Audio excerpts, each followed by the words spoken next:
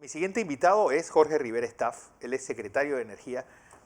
Hoy ya los panameños estamos sintiendo ese golpe directamente en el bolsillo con lo que va a ser el precio del combustible, ya rozando el dólar el litro.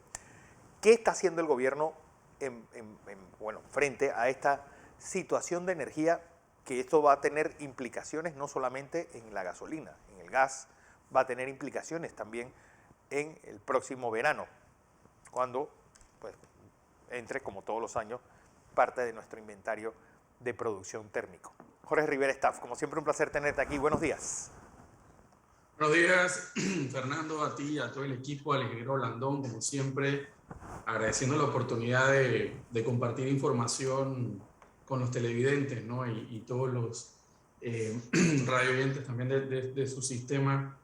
Mira, Fernando, efectivamente, ¿no? Yo creo que ese análisis que compartías un poco preliminar es parte de la visión que se está dando ahora mismo de ese ejercicio a nivel global que estamos haciendo todos los países para primero entender mejor las causas y las consecuencias. Bueno, las consecuencias no tanto, ¿no? Las consecuencias las vemos todos los días en todos los ámbitos de la economía, sino más que todo las causas que están generando un aumento de los costos no solamente de las commodities asociados a la energía, sino también toda una serie de otras materias primas, ¿no? Y es importante tener ese contexto, ¿no? Que es un fenómeno global que estamos viviendo.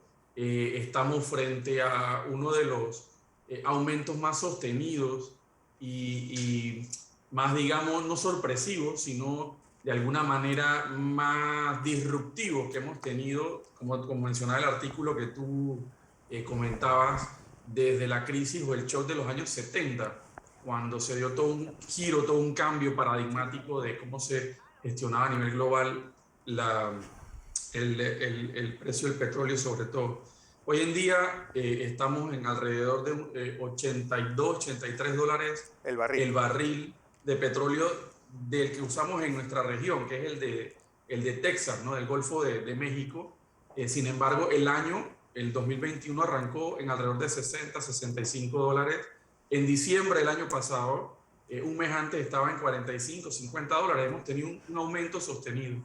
Y como efectivamente has dicho, pues es una confluencia. Hay factores coyunturales que estamos viviendo, como lo es, por supuesto, el aumento que hemos tenido en el mundo de la actividad económica, y la oferta no estaba lista para eso, ¿no? Ese es, digamos, el factor más importante coyuntural. Pero detrás de eso hay otros factores más estructurales, que es lo que ahora mismo estamos, de alguna manera, a nivel internacional, los analistas, como lo que tú has mencionado, de grandes firmas, de grandes instituciones con los que tenemos relaciones, que hacemos este proceso de retroalimentación para entender mejor cómo lo que ve, pues sí, se ve por lo menos unos 3, 4 meses de un precio del petróleo en estos rangos. Hay quienes dicen que puede llegar a tocar 100 dólares el barril. Hay quienes dicen que se va a estabilizar en 80, que podría bajar un poco a 70. ¿Por qué? Porque principalmente el consumo de petróleo por el que usamos nosotros para combustible de diésel y gasolina en nuestro país, a nivel sobre todo de Estados Unidos, esto baja un poco en el invierno del norte, y hay alguna esperanza de que se mantenga de esa manera. Sin embargo, como te digo, hay otras causas por detrás, como es la OPEP.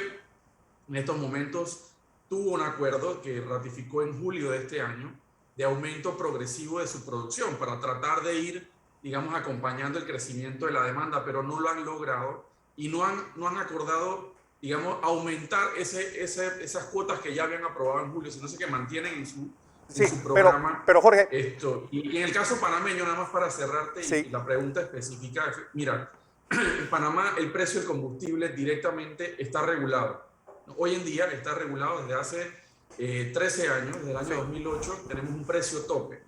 Ese precio tope, ¿cómo se construye? Bueno, el precio tope de las gasolinas y los combustibles líquidos se construye con un precio de paridad de importación. Es un precio estándar con base a una fórmula que se tiene de, bueno, cuánto cuesta traer ese combustible, y un componente local que fundamentalmente es un margen de comercialización regulado por el Estado y el margen de los fletes de transporte local. y además pues el impuesto, lo que son los impuestos. Claro.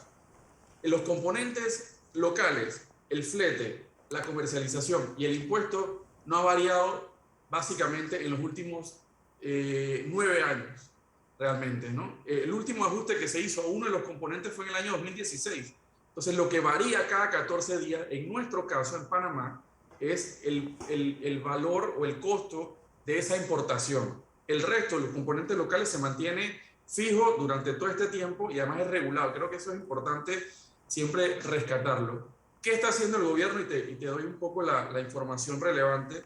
Hay un equipo de gobierno que está haciendo el análisis para ver cuáles medidas, digamos, coyunturales en estos momentos, mientras no solamente está aumentando el precio del combustible, estamos impactando la inflación, los insumos agropecuarios, algunos otros insumos como el acero para la construcción. O sea, en el tema de materias primas y del impacto de la inflación, hay un equipo de gobierno que está trabajando, en el cual nosotros también estamos colaborando para presentar una serie de medidas, digamos, coyunturales, puntuales durante este tiempo que tengamos esta afectación para poder, pues, de alguna manera solventar o mitigar el impacto en la economía panameña. Pero lastimosamente las herramientas que tenemos en función de que es una inflación importada no son tan flexibles, no tenemos un catálogo tan abierto, un menú de alternativas, pero sí se está buscando el equipo de gobierno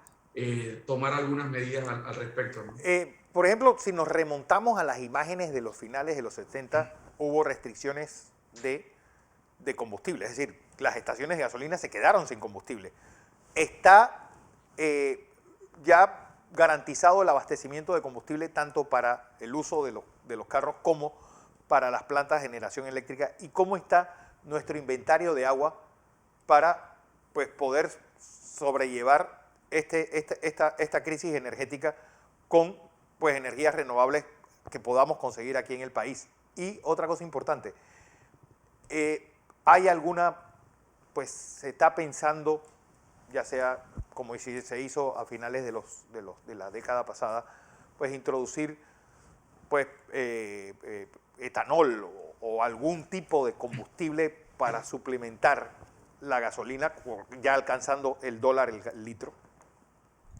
Sí, mira, Fernando, esa pregunta es importante. Si queremos darle seguridad a los televidentes y a ustedes, que en el tema de suministro no vemos ninguna interrupción, como tal vez estamos viendo en algunas otras, por ejemplo, en el tema de las mercancías contenerizadas, que sí hay todo un tema en la cadena logística. En el caso de energía no vemos por el momento, ni en el mediano ni en el corto plazo, ningún tipo de problemas en cuanto al suministro. Estamos hablando de los precios realmente por el momento. No se ve ningún tipo de interferencia en cuanto a la capacidad de tener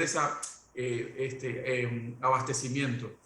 Igual, en el tema de nuestra matriz eléctrica, igual con las hidroeléctricas, tenemos unos niveles de embalses tenemos unos niveles de embalse en este momento se mantienen en los niveles históricos para estas fechas.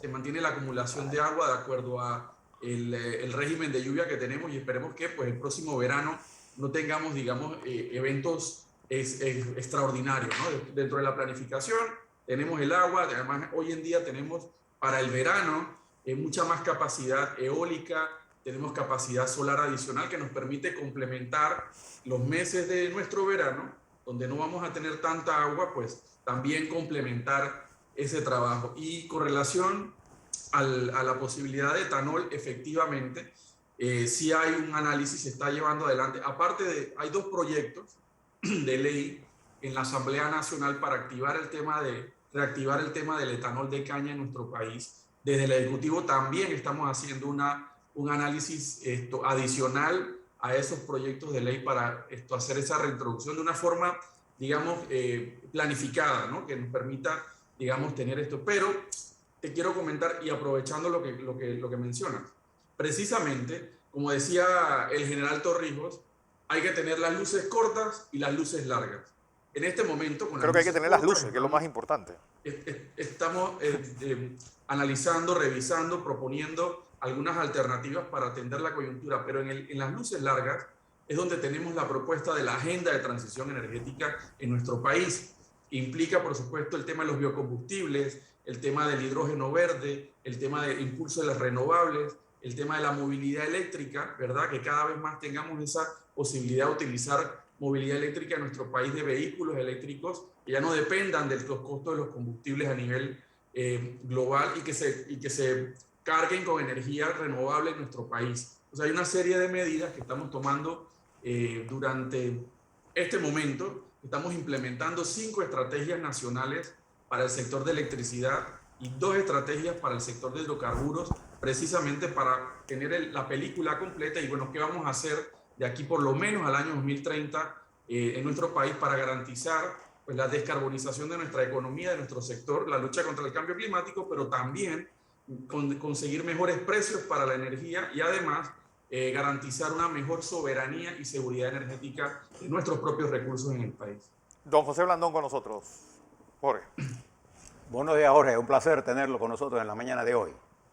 Saludos, ingeniero. Hablar de algunos de los temas. Yo tengo una preocupación, gira en dos sentidos. Uno, y le consulto, ¿por qué nosotros como país no estamos haciendo uso en términos comunicativos de las ventajas que este problema de energía, este problema de desabastecimiento, este problema de logística, de suministro, está dando? Por ejemplo, el canal de Panamá, el lago Gatún y el lago Alajuela, o Maden, como quiera llamarlo, estaban vertiendo agua porque estamos llenos completos en esos lagos, estamos botando agua. Hay unas imágenes que yo vi que son espectaculares. Y Bayano tiene un nivel adecuado, más que adecuado, bueno, de agua. Y nosotros tenemos, en un mundo en que hay sequía en Brasil, en donde las fuentes de energía hidráulicas en Brasil están deprimidas y el precio de la energía se ha disparado. Y además Brasil tiene petróleo, pero no es solamente, es que su sistema hidráulico se ha bajado. En que hay problemas en México, en donde la reforma energética del señor presidente de México va por un lado equivocado. Nosotros en Panamá hemos diseñado una estrategia para el sector energético adecuado. Nosotros tenemos hoy generando un porcentaje más alto con todas nuestras plantas hidráulicas y plantas de sol y plantas, porque tenemos agua para el verano y el canal por este año tiene agua en el verano. Entonces, ¿por qué nosotros no usamos eso? Segundo, ¿por qué nosotros no le damos mayor desarrollo al sistema logístico que hemos creado? El canal de Panamá hoy tiene agua, estamos transportando, estamos rompiendo récords en materia de transporte marítimo, los puertos están en desarrollo, tenemos energía y tenemos proyectos de gas natural con la capacidad de producir potencia y energía firme, porque lo que le está pasando a esos países es la falta de potencia y energía firme. ¿Por qué ustedes no están utilizando adecuadamente esa información para potenciar a Panamá en el mundo? Bueno, yo creo que hay un tema de comunicación, ingeniero, ¿no? Efectivamente, y un tema también de los tiempos que estamos llevando adelante y las presiones que se tienen. Mire, comentándole un poquito sobre eso, la Agenda de Transición Energética, tenemos una de las estrategias que se llama Estrategia de Innovación del Sistema. En esta estrategia estamos llevando adelante varias líneas de acción que estamos proponiendo. Una de esas es precisamente el cómo repotenciar, cómo repensar nuestra capacidad hidroeléctrica, más allá de seguir impulsando, por supuesto, las energías renovables, de mantener y conservar nuestra capacidad de generación con gas natural, que efectivamente nos da potencia firme y es el combustible de transición, como se habla a nivel internacional y en el caso nuestro, pero también estamos planteando una hoja de ruta que esperamos tener lista una primera fase de aquí a fin de año de la consolidación del rol de Panamá en el tema del hidrógeno verde, que es un tema que tenemos que comunicar mejor, que hemos avanzado bastante, la posibilidad de poner en nuestro país un hub transformacional regional de hidrógeno verde asociado a todas estas medidas. Adicionalmente, estamos llevando adelante como parte de nuestros compromisos con relación al Acuerdo de París que Panamá envió como país, ¿verdad? En 10 sectores. En el sector de energía, dimos unos compromisos de reducción de emisiones precisamente asociados a la transición energética, movilidad eléctrica, generación distribuida, almacenamiento y tal.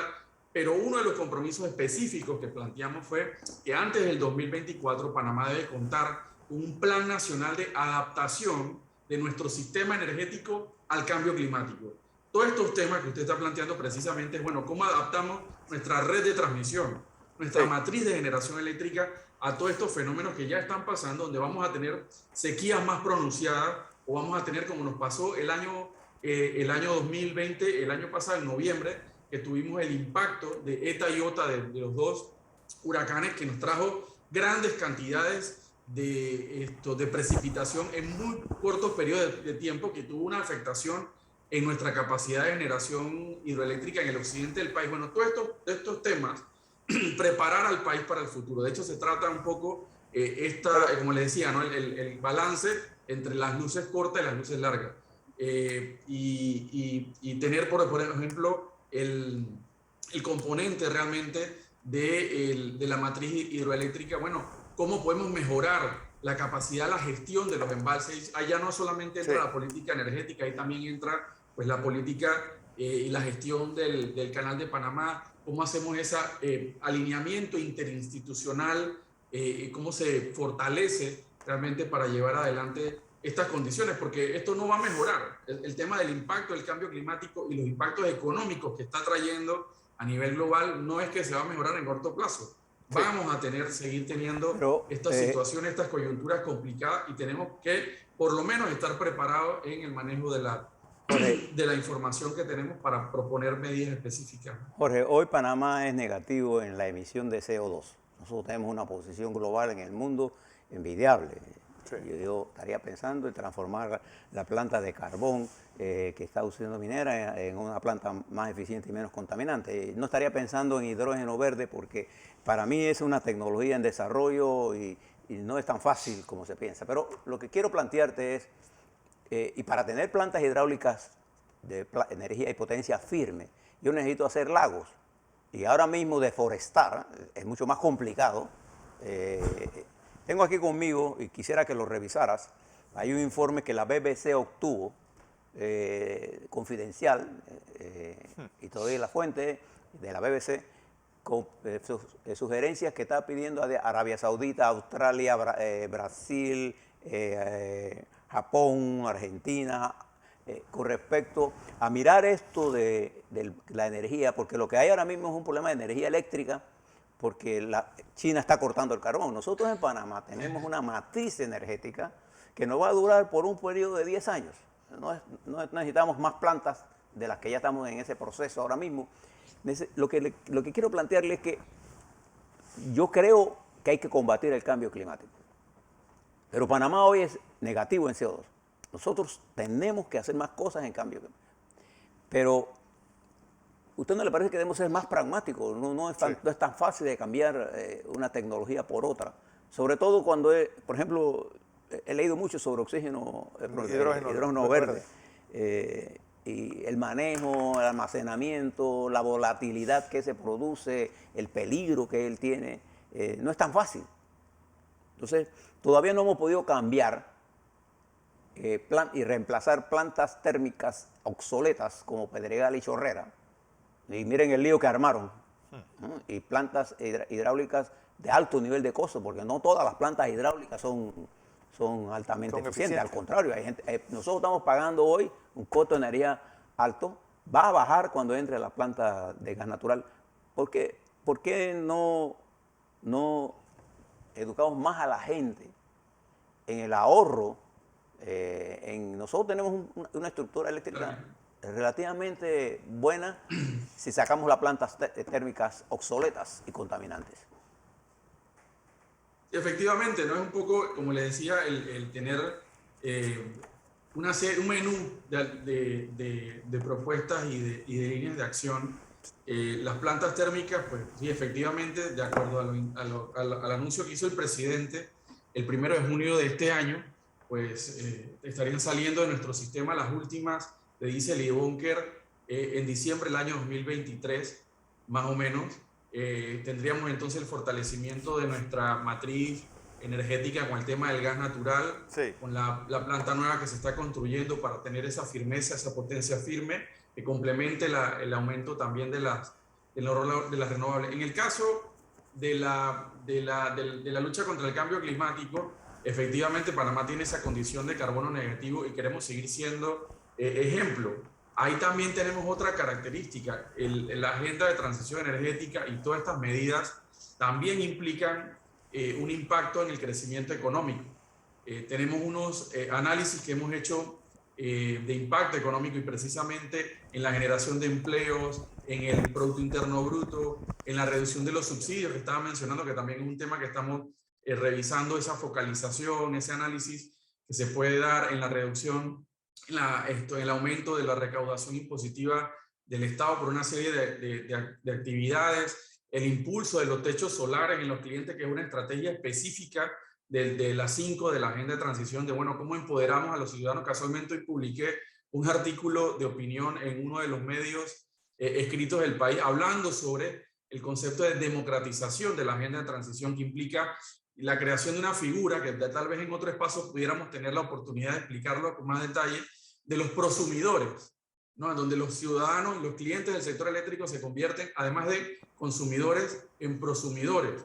Para eso hay que hacer algunos cambios regulatorios, incluso a nivel legal, que le permiten entonces a los ciudadanos también tener otra alternativa que sí los permita, digamos, tener mayor independencia con relación a la variación de los precios de las tarifas o incluso también de la variación de los precios del combustible, estos que estamos viendo, esta volatilidad. Pero a la larga, Jorge, ¿cuándo eso va a significar? Uno, un mejor servicio por parte de ENSA y Naturgy, y dos, una rebaja en nuestra factura de luz. Seguimos pagando precios pues, realmente exorbitantes versus Costa Rica, versus el resto de América Central y Colombia.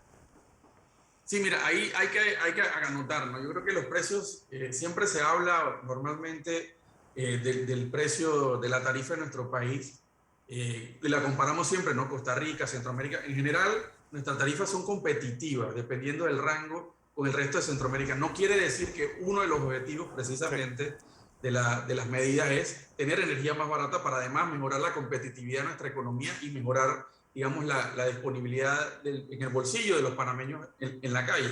Sin embargo, estas medidas y el diseño de nuestro mercado, de nuestro sistema, está empezando ya a mandar las señales para reducir el precio de la tarifa final de los contratos. Eso es un tema ahí que también estamos poniendo en esta agenda de transición de, bueno, cómo revisar realmente una mejora en cuanto al componente tarifario, no solamente de los precios, sino lo que tú acabas de mencionar, el tema de la calidad, que es otro ámbito aparte de la matriz de generación, es la calidad de las redes de distribución, que pues lo vemos todos los días. Y hay un trabajo que tenemos que hacer ahí con el regulador, efectivamente, porque el regulador es el que la acepta en ese proceso de fiscalización, pero desde la política pública estamos planteando opciones y herramientas adicionales para mejorar la forma en que esto se fiscaliza y se gestiona y se presta el servicio en la calidad, porque al final eso es lo que a los panameños nos interesa, ¿no? Todas estas medidas, al final, el resultado debe ser una energía más barata, más confiable y más segura. Bueno, hacia allá que estamos orientando estas medidas, pues sí, con las luces largas y con las luces cortas. Bueno, Jorge, vamos a ver pues, buenas noticias, por lo menos para nuestro sector eléctrico en materia de generación. Y eso yo creo que pues, da cierta calma a todos y sobre todo que bueno, hay esa preocupación por parte de las autoridades con esa escalada que está sufriendo el precio de los combustibles y que va a ser pues síntoma o va a ser catalizador para inflación en los próximos meses. Jorge Rivera Staff, secretario de Energía. Gracias. Saludos.